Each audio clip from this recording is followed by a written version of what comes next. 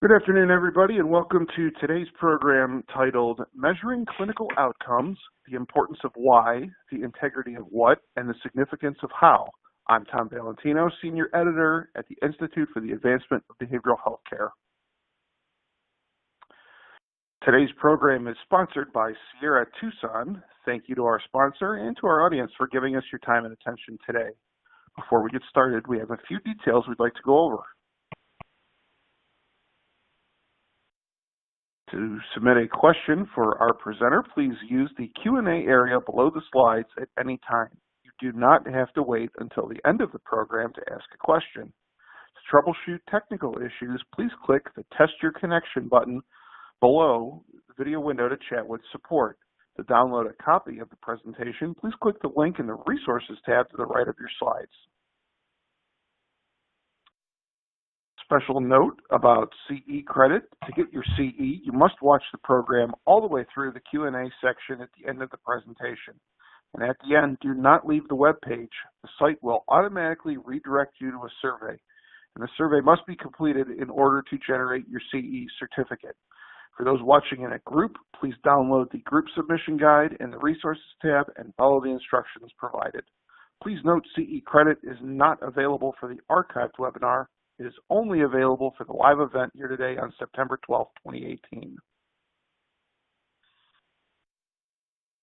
Finally, for those of you who tweet, please tweet along with us using our hashtag for today, IABHC Live Webinar.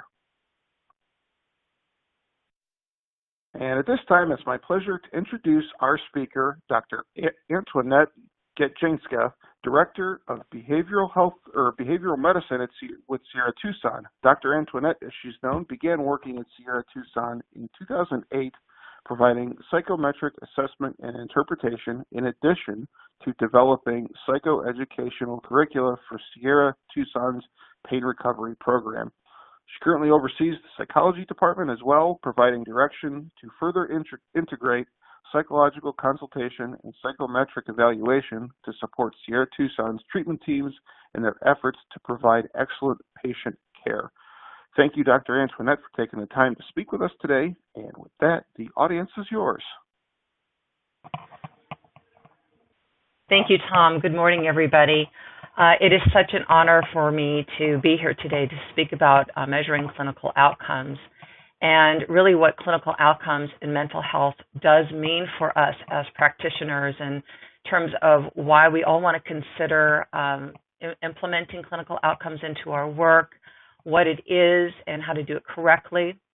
And so with that, I'd like to begin and sort of ponder what I mean when I say the importance of why. And some of you listening today may be thinking to yourself, why bother implementing clinical outcomes? And really, are they clinically meaningful to me and my patient?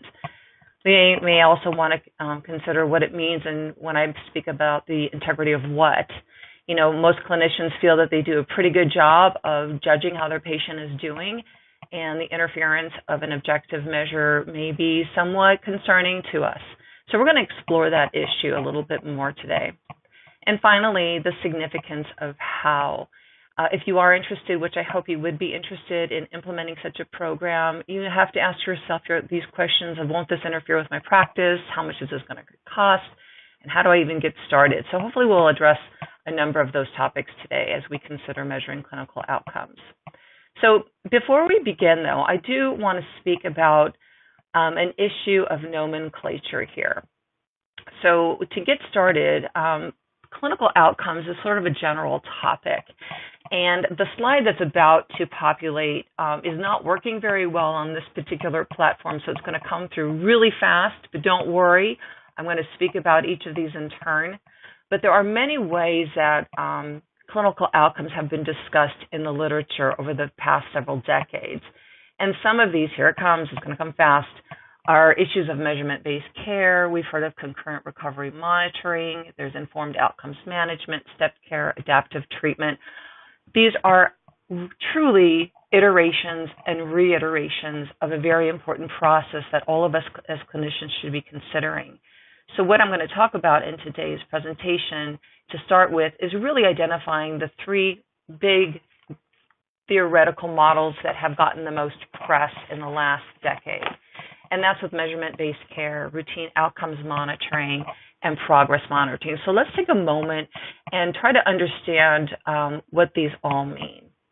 So with regard to routine outcomes monitoring, this was really a call to arms by Paul Elwood back in 1988 when he made his Shattuck lecture, really speaking to the medical field about using the importance of routine measurement for patients to basically identify that treatment is being given to patients in the way that it's supposed to be done. The whole point of this was to make sure that treatments remained effective for the course of treatment for patients. Routine outcomes measurement then took course in being looked at for psychotherapy in the decades following. Progress monitoring is also very popularly spoken about as well, and it really got its birth from academia and curriculum development. Basically, progress monitoring was making sure that students were responding well to curricula in the educational setting. A number of psychologists then took progress monitoring and looked at it in terms of patient responding to intervention. So this also gotten a lot of publication behind it. The one that I'm going to be favoring today, though, is measurement-based care. John Fortney out of the University of Washington and his team actually did a meta-analysis of looking at studies and theoretical papers talking about measurement-based care and basically defining it as the systematic administration of symptom rating scales and the use of these to drive clinical decision-making at the level of the individual patient. It is such an important concept that the Joint Commission 2 years ago made this call to arms, if you will, basically challenging the mental health institution and substance abuse to implement their own system of measurement-based care in order to make sure that the delivery of treatment was in fact helping patients and that we use objective measures along the way to adjust treatment, ultimately for the sake of successful outcomes. Just recently, the Joint Commission has taken measurement-based care under its wing, and as many of you probably already know, they have adjusted or revised their standard CTs 030109 in order to not just use objective measures for the evaluation of outcome and treatment, but more importantly now, that we are using it to inform the goals of treatment and also to monitor how patients are doing. So for the sake of our presentation today, I will be speaking about measurement-based care, but I do want to give you a little bit of a word of reassurance here, and that basically is this.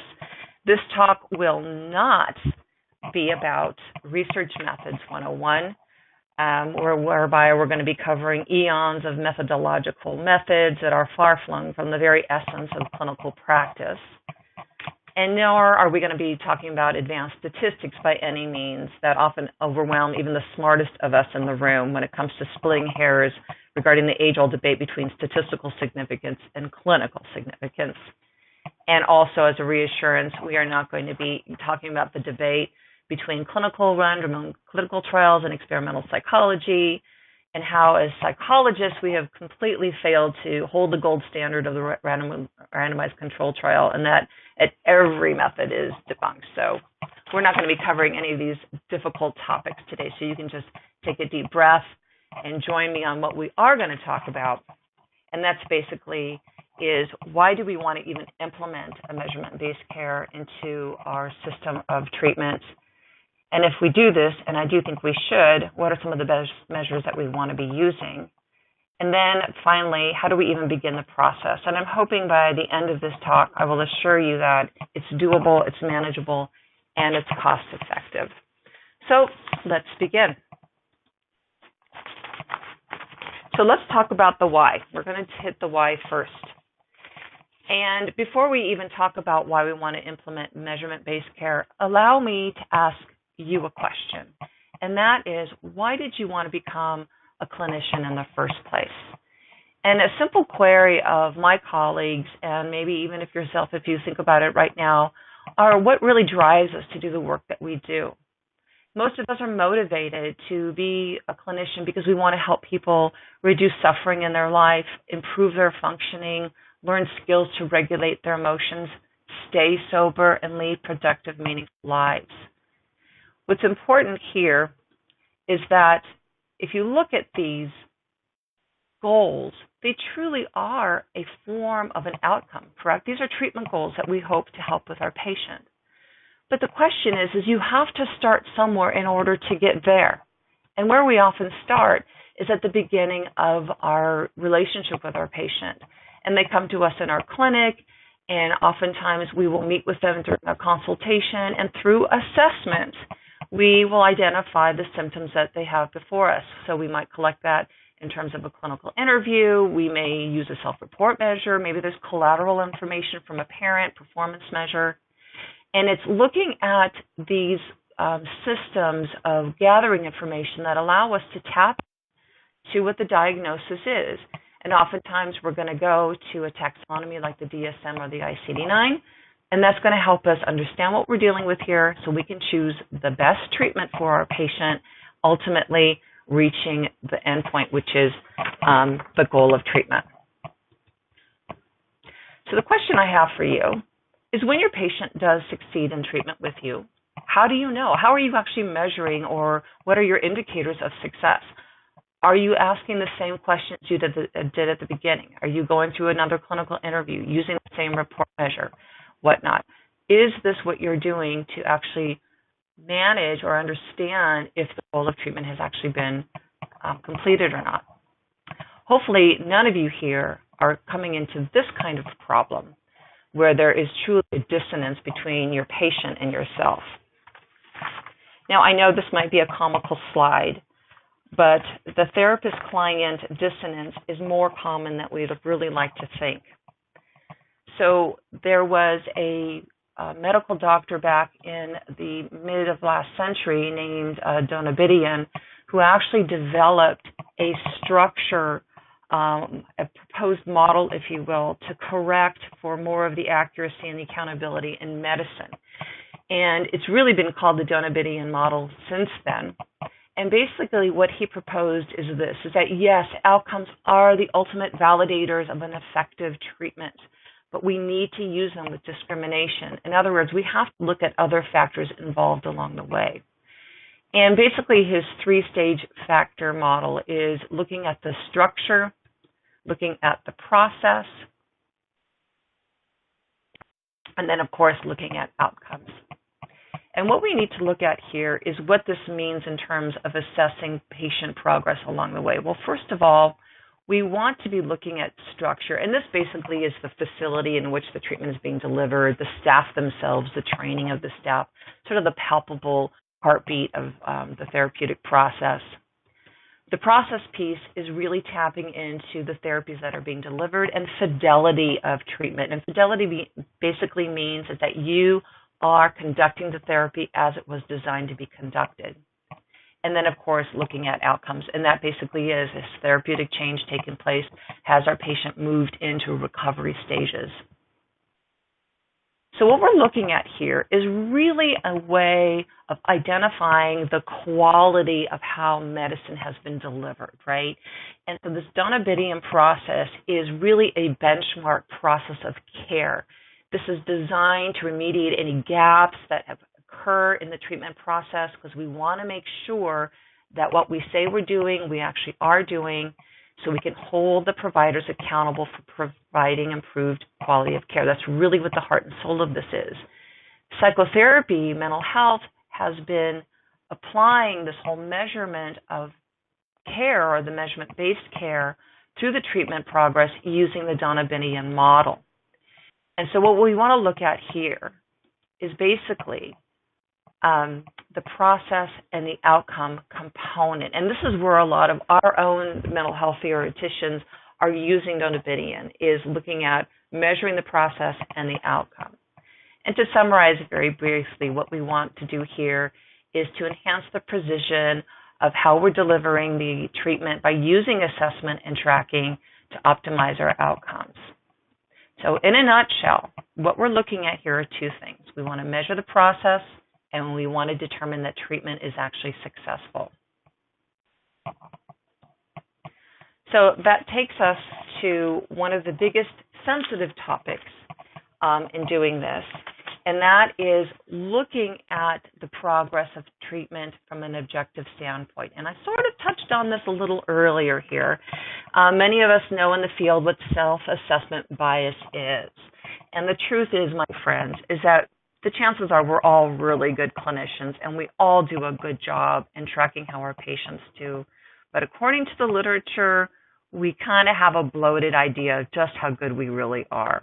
So self-assessment bias is the fact that we may consider our abilities above what statistical probability is, in addition to seeing ourselves as a little bit better in what we do than our average peers. Now, there have been several studies to look at this issue, and so what I'm going to present to you right now are some general statistics on patients' progress in mental health. So what we know in terms of national averages is that roughly, I can't see my screen, 35 to 73% of patients are actually succeeding in psychotherapy. There is a larger amount of patients who actually don't change at all in psychotherapy, and that ranges between 25 to 48%. And then unfortunately, we have about 5 to 10% of patients deteriorating as a course of psychotherapy. Now, when we ask our colleagues, hey, how are you doing in terms of delivering care? Most psychotherapists are going to tell you that their success rate is anywhere between 77 and 85%, whereby their failure rate in terms of no change is between 12 and 30%.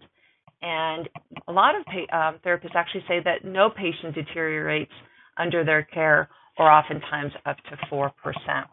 So you can see that we have a very discrepant view on what's really being captured and what the psychotherapist believes to be true.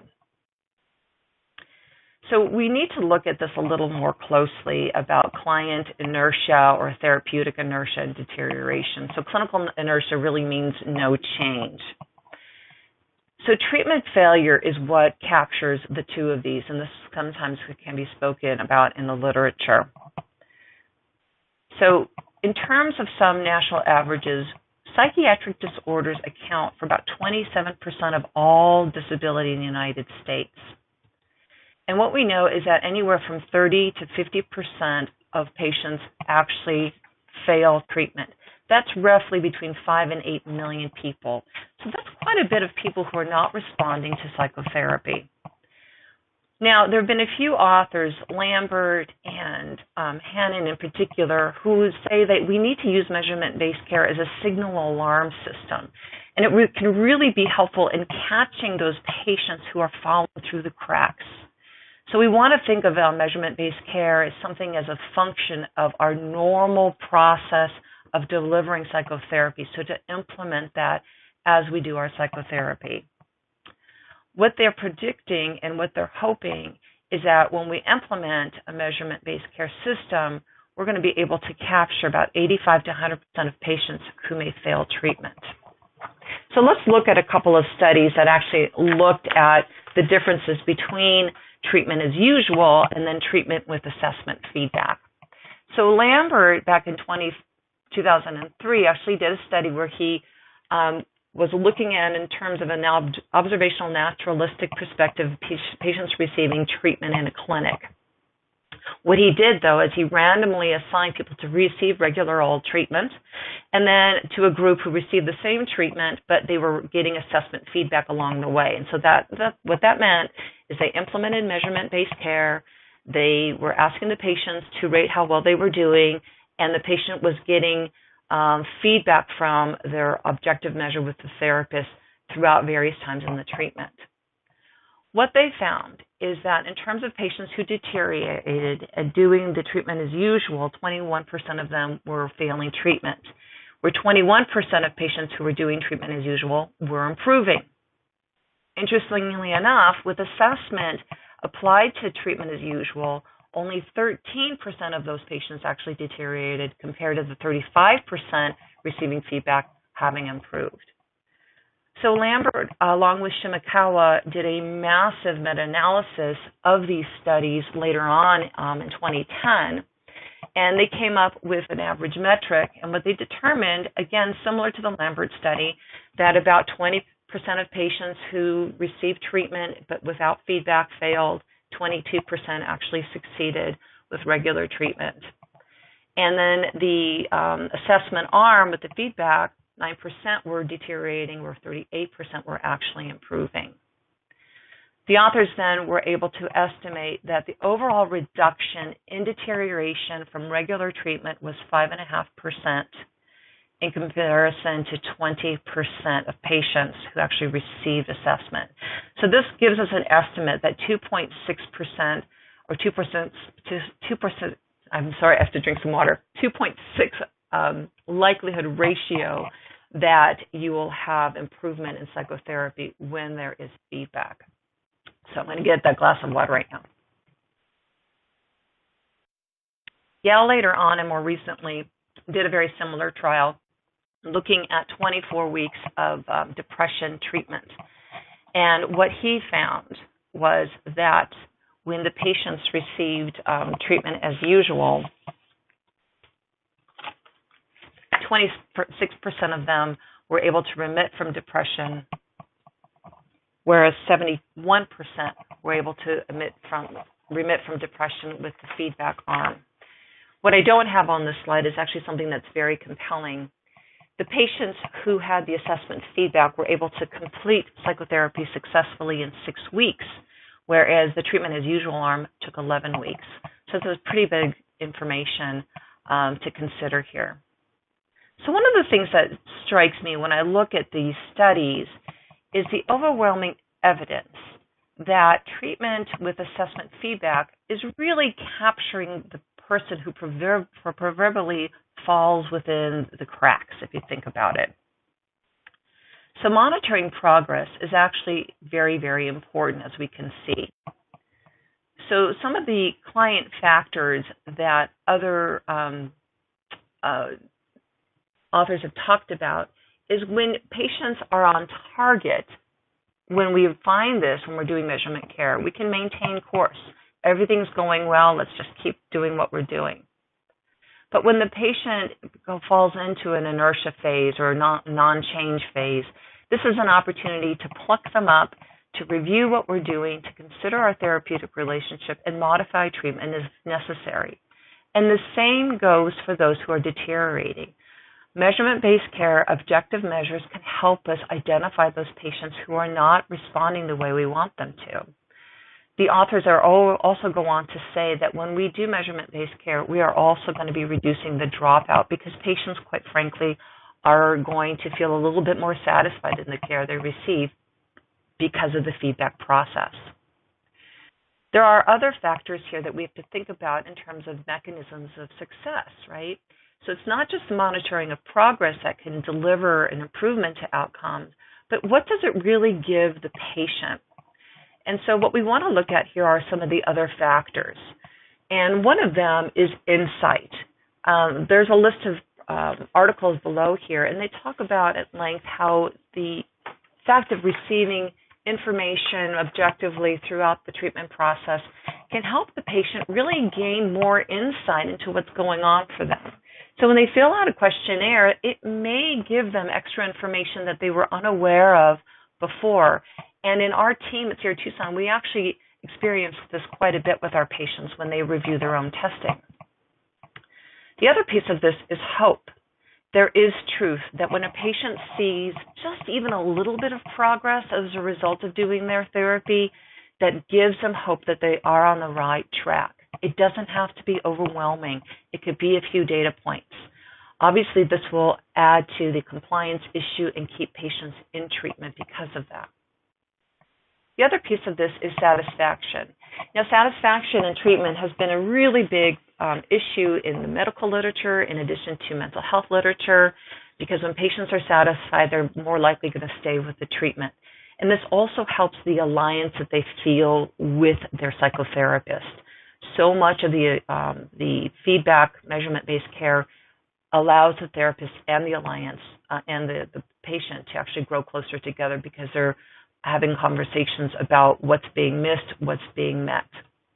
And so this really speaks to some of the therapist factors as well. Again, we have the alliance factors and the understanding of what's going on with the patient. This also helps us in terms of clinical skills enhancement. This really speaks to the novice therapist. What they are finding in the practice of measurement-based care is the newer therapists actually become better therapists as a result of getting an onset of feedback from time to time on how the progress of therapy is going. And the other thing, like I've mentioned before, it really allows us to help those who are falling through the cracks, maybe helping us identify them better. From a programmatic perspective, it really does make a difference in substantiating how efficacious your program truly is. And also making sure that your therapist, if I'm speaking to folks who are in higher levels of management, that your therapists are actually providing the therapy the way it's intended to be provided. So this is definitely a checks and balances, if you will, in terms of fidelity. The other piece of this is the whole notion of personalized care that's taking so much momentum in our field today because let's face it, if you're getting feedback along the way, the treatment isn't working the way it's set out to for whatever reason, you are now talking about that with the patient and you're tweaking the therapy to meet their needs. This becomes targeted medicine, becomes personalized care for patients. This can be extremely powerful. So we know now why it's important, but who really is benefiting from measurement-based care? So if we look at these 4 domains that I'm talking about, it gets pretty obvious who the stakeholders are, right? Ideally, the best person and the primary person who benefits from measurement-based care are our patients. The next stakeholder involved is you, the individual clinician, or if you're part of a group practice, if you think about it, because it's helping you at a programmatic level as well. And this expands now to even larger mental health organizations like a SierraTucson or an Acadia, because when we're doing this at a higher level of care, we're able to maintain quality assurance standards as well. Furthermore, when we're able to start collecting some of this information, this can help those of us who are, on point to become accredited as institutions. And now, as we enter the world of insurance payments and we're a part of panels, this will also strengthen the fact that we'll get paid for what we're doing because, in fact, we're doing what we say we're going to be doing. So this moves us on now to what are some of the best measures. So let's talk about that. So some of the important considerations here are going to be looking at psychometrics. Now, I did promise you I would spare you from academic inundation, but a cursory review is absolutely necessary if you're going to consider implementing measurement-based care in your practice. So I promise we'll go very quickly through this, but it's really important. We also need to talk a little bit about the difference between process measures and outcome measures because it can be confusing. And then I'm going to give you a list of appropriate measures that you can actually use for measurement-based care. So let's get started, and I'll make this real quick. So in terms of psychometrics, remember how I asked you why you wanted to become a clinician in the first place. So let's keep this in the back of our minds because this really does play a big piece in the psychometrics that we choose to incorporate as part of our measurement-based care. And so let's talk about validity then in a nutshell. I'll make it really quick. So let's talk about validity. Really, in terms of test validity or construct validity, this basically means that we are using a measure that basically actually measures what we claim it is measuring, correct? If we want to measure depression, then the measure itself better be measuring depression. Validity also means that when we use the test, it allows us to make inferences and conclusions about what we're observing in a meaningful way. So in a nutshell, it's the measurement is truly measuring what we intended to measure. That's validity, and that's how we want to look at it in terms of measurement-based care. Now, of course, many of us know that there's a ton of other validities out there, but this is the one we're most concerned with. So here's an example I want to show you. So we've seen this linear process as I mentioned it before. Your client comes into your office to meet with you, and they are complaining about having low energy, a lack of interest and joy in life. They're feeling very disconnected, and you say to yourself, it sounds like depression. Let's use the BDI to measure depression. And voila, you actually do confirm that you're looking at a depression condition by doing the clinical interview and using a measurement. Now, because you're a good therapist now and you are implementing a measurement-based care into your system, you're going to do the BDI at some point during your therapy to see how progress is going. And then again at outcomes to see how far your patient went and if therapy was actually servicing them. So this is an example of validity. You used a tool that measured depression because you were thinking you were looking at depression, and then you used it continuously throughout the course of treatment to measure changes in depression, which, if you're smart, knows that we are now moving on to issues of reliability, correct? Right. So reliability in a nutshell, basically, is that the measure is consistent over a period of time and that it maintains the same meaning despite when you're using it. So test-retest reliability is very important when we want to use a measure in terms of multiple administrations. So again, in a nutshell, the measurement is consistent and appropriate over several administrations. So back to our example, right? Here is the scale score for the BDI. And if you look at it, we're still measuring depression, but now we have the scaling on the type of severity of depression at different administrations of it. So for an example is, let's say we were tracking progress for patients. So the first time you measured the patient, there were high levels of depression severity. During mid-treatment, we were tracking improvement, and at the outcome, we see that depression changes. Now, the test never changed. It was always about depression, but we were able to utilize the test in tracking variabilities in the depression score. So hopefully that makes a little sense to you. So now let's move on to standardization. All right, standardization, my friends, is very important for a couple of reasons. When we're using measurement-based care as part of our own implementation process, we really have to make sure that we are delivering the testing in a methodological way. So the example I just showed you is using a BDI at admission, doing it at some point mid-treatment, again at discharge. We want to be consistent how we're delivering the measurements. Now, a lot of us also understand standardization to mean that the test that has been studied through psychometric testing actually has been able to establish normative values from which test takers are compared. This is a huge component for many of the tests psychologists use. We want to be able to gauge where our client is compared to normative values. So in a nutshell, we want to make sure that the measurement has been accepted by the community and it has available norms. Another reason why we want to look at this is the age-old question of whether we want to create a measure or not. If we look at the depression of the BDI scales here, I want you to realize that the validation and the standardization of the BDI-2 just recently was validated on 17,000 college students from 17 different universities. So basically, these scores are not willy-nilly. They actually have clinical significance on measuring depression. So this is really part of the standardization process. And then, of course, what I had said earlier is this age-old question of whether we should create or not to create. And the truth is that in today's day and age, there's definitely a measure for almost anything you want to measure. Not all of them have been standardized. Not all of them have been rigored through the process of testing, but we also want to make sure that we are using a measure that's already been done. So my advice to you is don't create your own measure. Look through the web, talk to your local psychologist, and find a measure that's already been measured.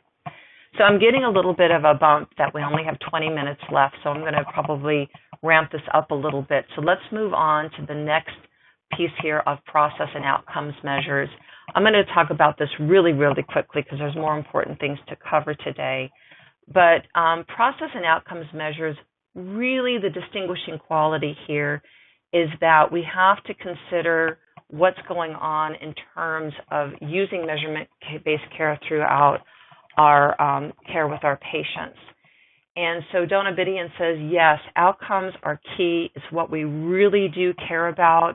And outcomes really are measuring, did our treatment actually help our patient?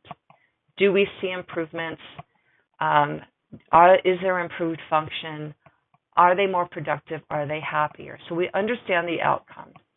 It's the process measures that get a little bit more shaky for us because it's not just using an outcome measure throughout the therapy to gauge progress, but it's also looking at the quality of what's being delivered. And this really speaks to fidelity.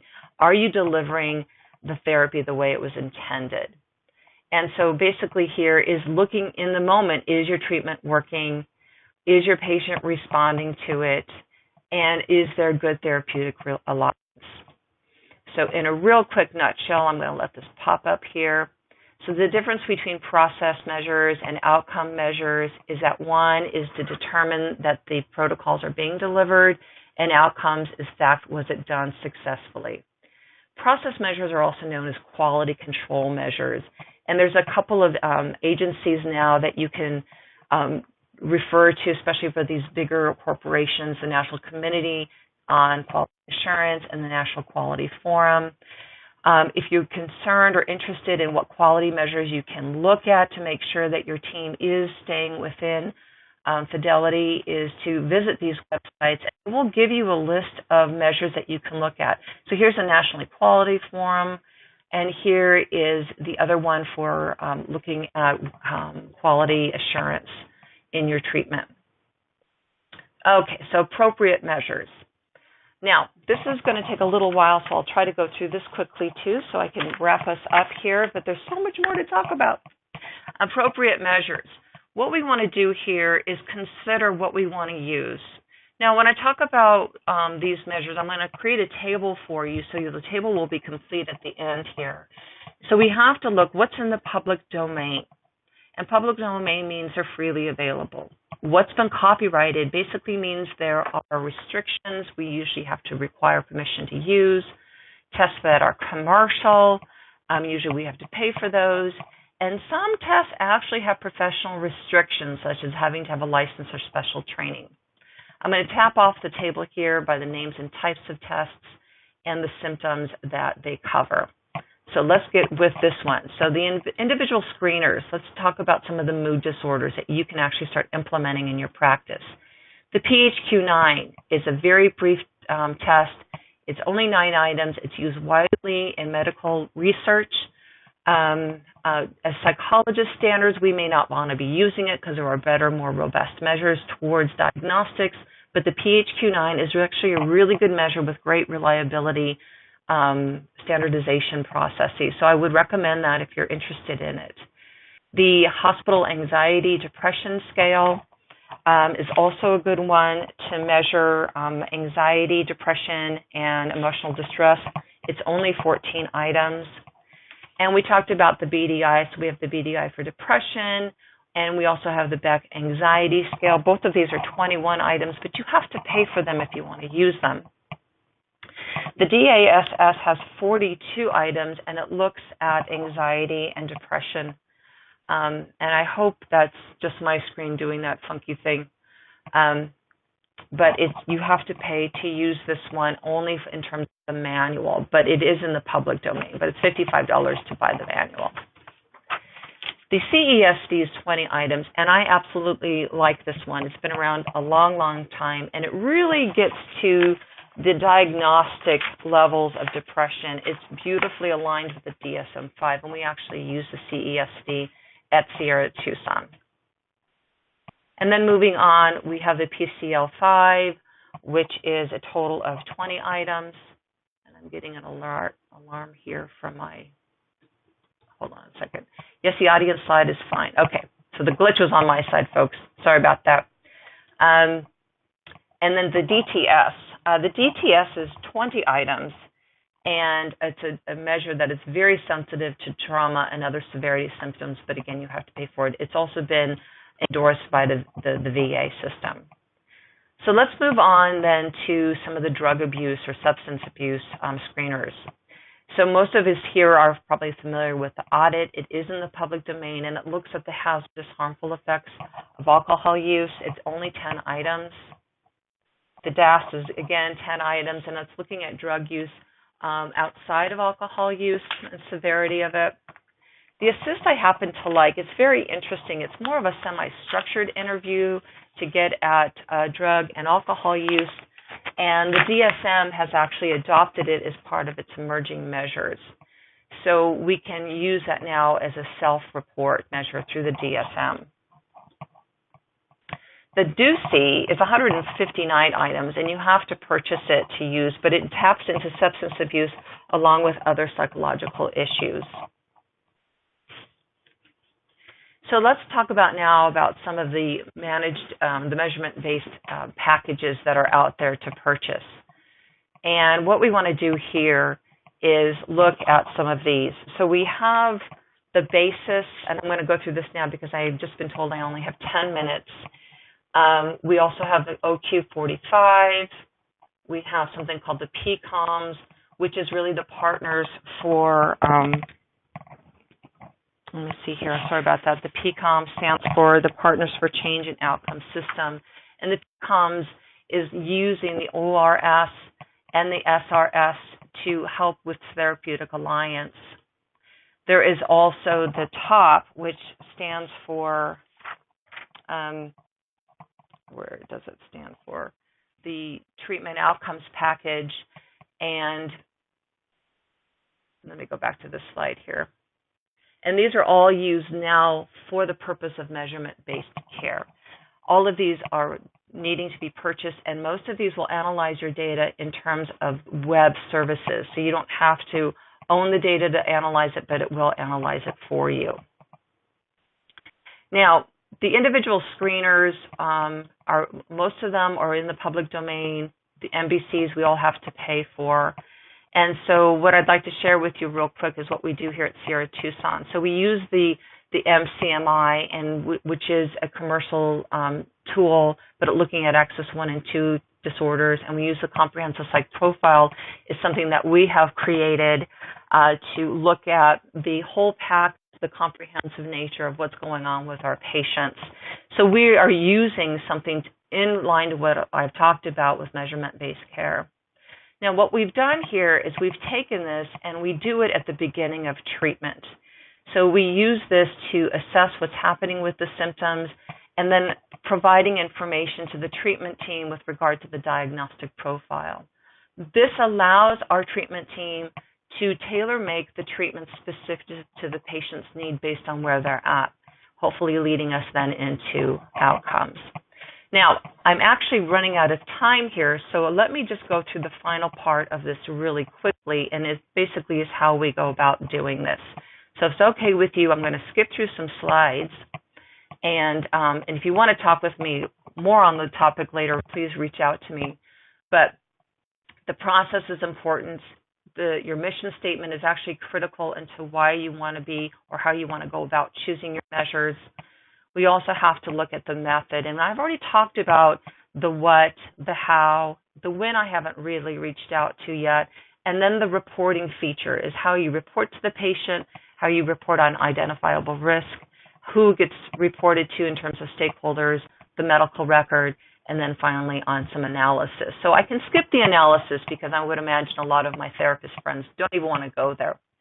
So real quick, when you're choosing your measure, ask yourself your why. This takes us right back to what I talked about earlier, is why you want to help your clients improve. And really quickly, it's really choosing your measure that's validly measuring what you're intending to do here. So I'm going to let this run through. And if we look at all of these issues here in terms of what's important to helping our patient recover and choosing those measures that truly measure what we intended to measure. This slide really is about our own mission statement here at SierraTucson and how our CPP addresses a number of these issues the emotional, psychological, the physical, the spiritual healing. Okay, I'll let this populate one more time. So I'll let this populate, but basically our CPP is addressing issues of the emotional, the physical, the spiritual, the insight, the understanding, and the empowerment that we want our patients to achieve as part of being here. The safe place, which I love, is really looking at the process measures for quality assurance. It's a safe place, an emotionally safe place, and then alumni support systems where we continue to do our measurement during the 365, which is our continued care program that goes up to 1 year. Okay, so I'm going to skip through the method piece, the selecting the measures. So take a look at this real quick. I wish I could pass through this fast. But anyways, this is really about the validity, reliability, standardization, and then the how. So do you want to go paper, pencil, electronic, web-based? These are the pros and cons here. I'm so sorry that we have to rush through this. But here it is in a nutshell. It's cheaper to go paper, pencil, a lot more time involved. Electronic is faster, but when you go electronic and web-based, my friends, you're posing yourself to security risks. So these are some of the things we have to take into consideration. And then the when is really the time points and when you want to be measuring it. So if we look at this linear model that I've been talking about all day, this is where you want to start, is at the beginning, because this is what we call the prospective design in terms of being able to look at the state of our patient before we begin treatment. When we throw in an outcomes measure, it becomes the pre-post, which is then looking at the state of our patient at the end of treatment. Now, it does sort of get to the extent of patient change. Scientifically, it's okay. Clinically, not so much, because the nature of measurement-based care is what's really happening during the treatment process.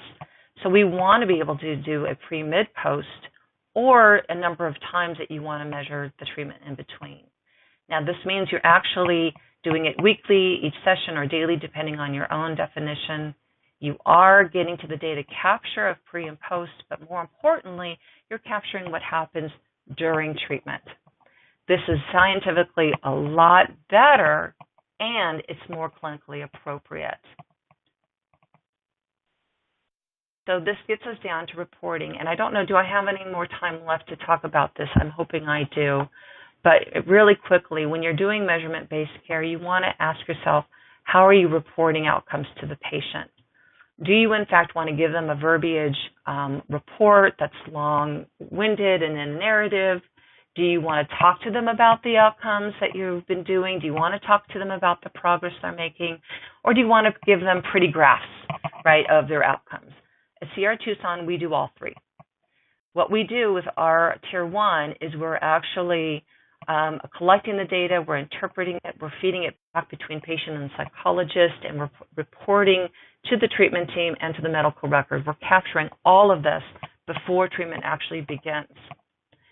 And what that might look like, and I really hope I have a few minutes to talk about this, because this is some of the magic in measurement-based care. This is actually one of the graphs that we give our patients. And what we're looking at here is one of our measures, which is a quality of life measure. These blue bar graphs that you're looking at are the standard scores, the normative data on good quality of life in the national averages. The patient scores are in the green bar graphs. So this is given to this patient at pre-treatment. So this patient is seeing that physically and environmentally, they're actually doing okay, but they are having difficulties emotionally and socially. We have this patient complete the questionnaire at the end of treatment, and this is what was given to her. Now she's got a report card of change, and you can see that the purple bar graphs is where she is at the end of treatment. So she sees progress throughout.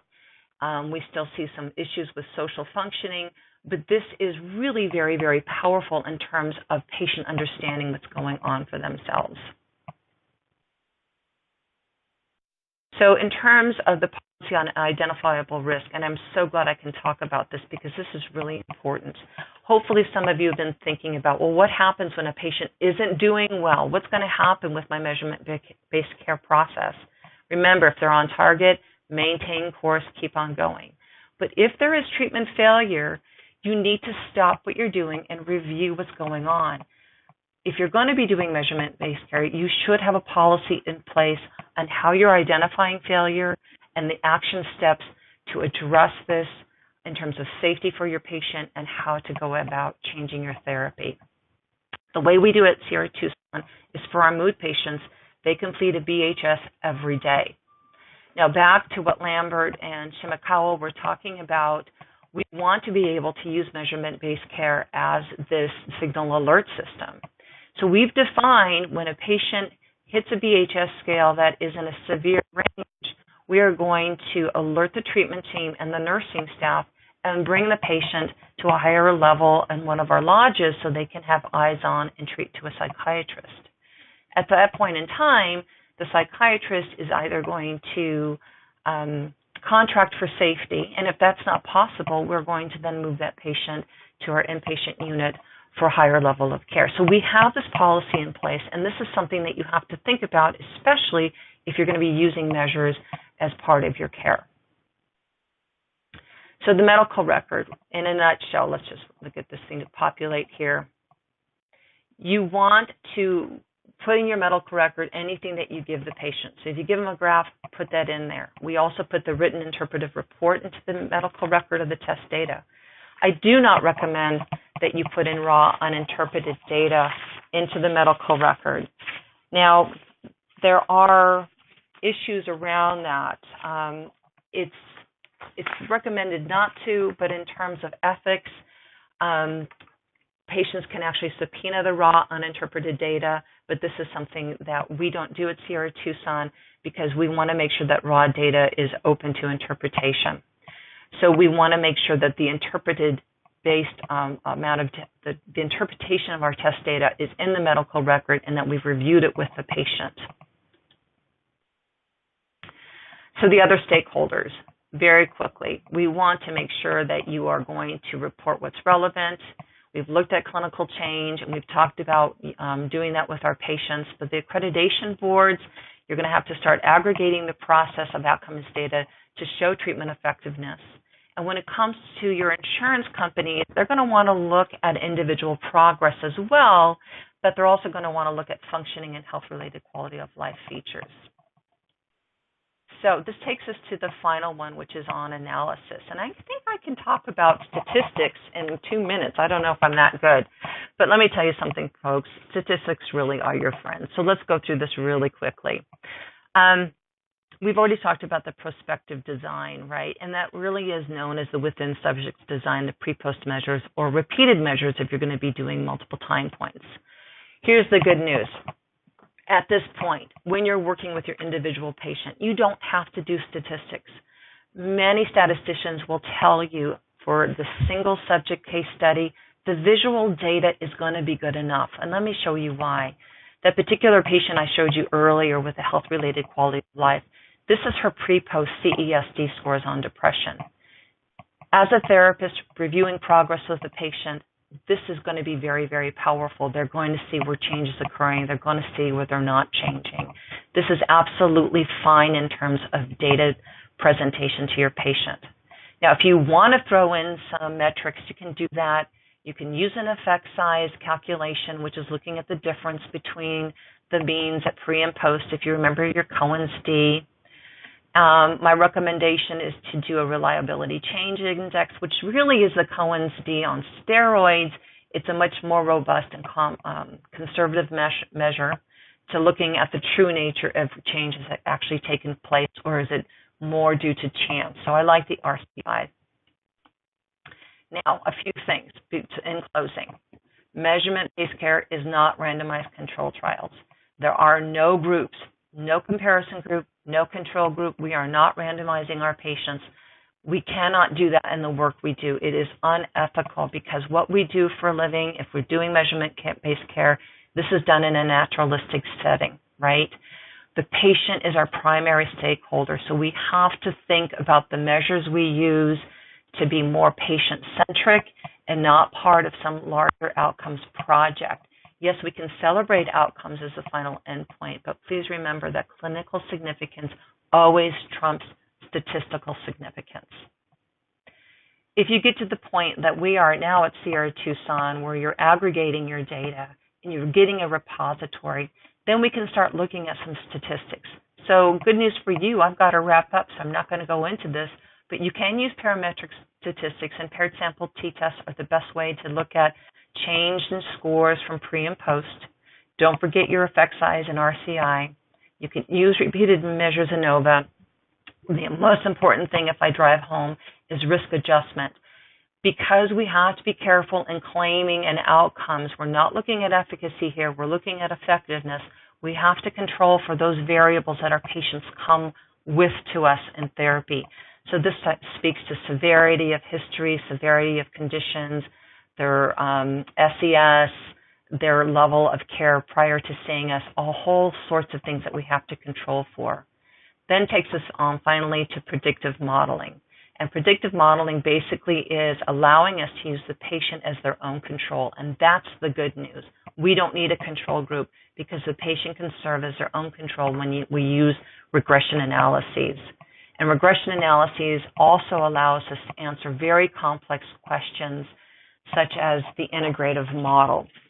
And because that's what we do here at SierraTucson, is looking at a multiple approach to healing, whether it's the therapeutic process or it's integrative care like SES combined with EMDR or acupuncture, we're actually able to see how much of these component parts are contributing to patient recovery.